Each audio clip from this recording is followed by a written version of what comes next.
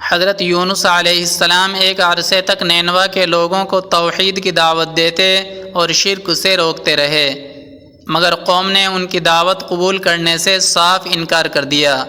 صرف یہی نہیں، غرور و تکبر میں مبتلا قوم دیگر نافرمان اقوام کی طرح آپ علیہ السلام کی دعوت کا مذاق بھی اڑاتی رہی۔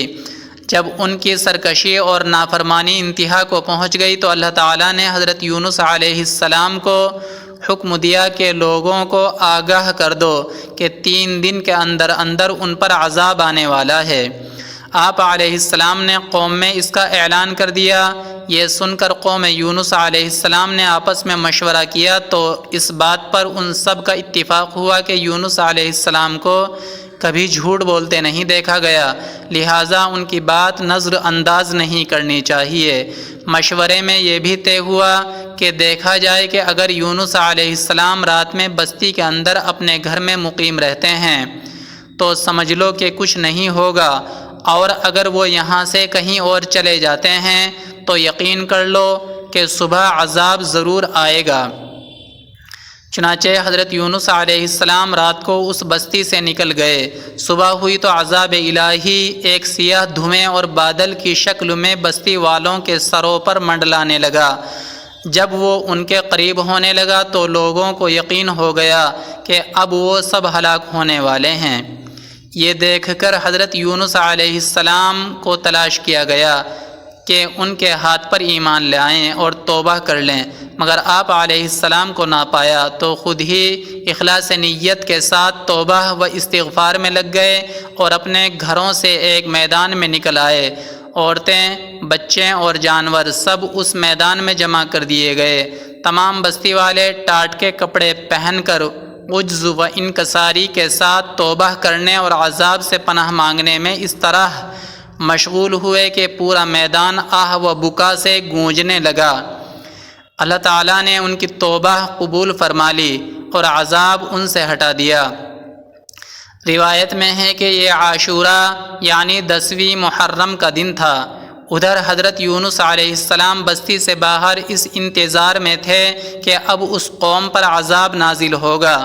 ان کے توبہ و استغفار کا حال انہیں معلوم نہ تھا۔ جب عذاب ٹل گیا تو انہیں فکر ہوئی کہ اب تو قوم مجھے جھوٹا قرار دے گی، کیونکہ میں نے اعلان کیا تھا کہ 3 دن کے اندر عذاب آ جائے گا۔ اس قوم کا قانون تھا کہ جس شخص کا جھوٹ معلوم ہو اور وہ اپنے کلام پر کوئی شہادت پیش نہ کر سکے تو اسے قتل کر دیا جاتا۔ تو یونس علیہ السلام کو فکر ہوئی کہ انہیں بھی جھوٹا قرار دے کر قتل کر دیا جائے گا۔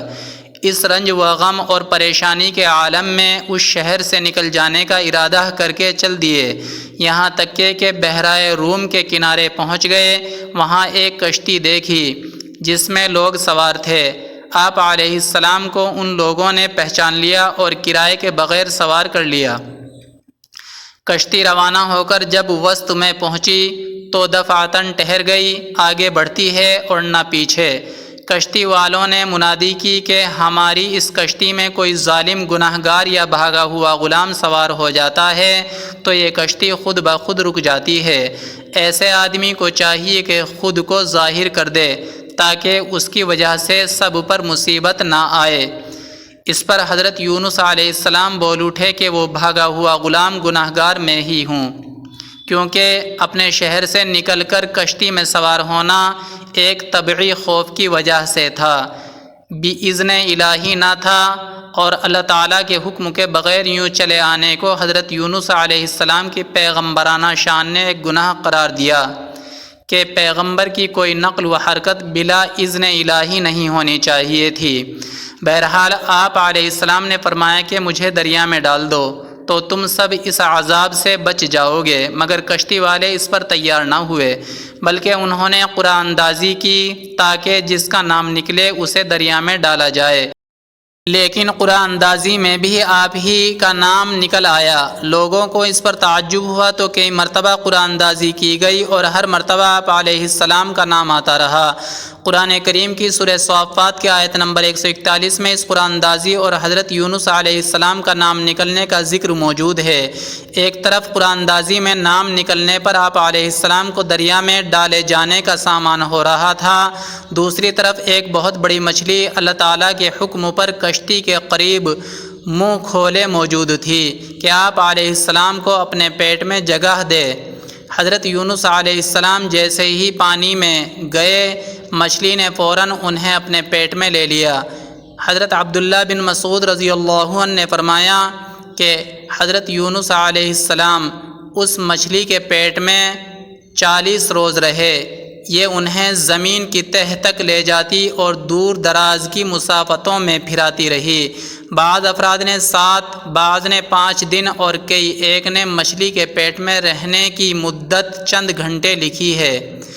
حقیقت حال تو اللہ تعالیٰ ہی کو معلوم ہے۔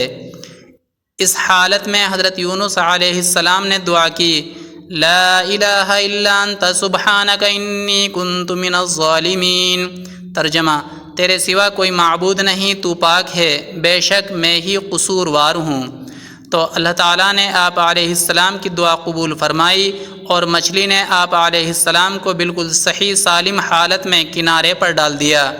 حضرت ابو ہریرہ رضی اللہ عنہ سے منقول ہے کہ نبی کریم صلی اللہ علیہ وسلم نے فرمایا، جب اللہ تعالیٰ نے حضرت یونس علیہ السلام کو مچھلی کے پیٹ میں قید کرنے کا ارادہ فرمایا تو مچھلی کو حکم دیا، ان کو لے لے، لیکن ان کے گوشت پر تیرا تصرف نہیں، کیونکہ یہ تیری غذا نہیں ہیں۔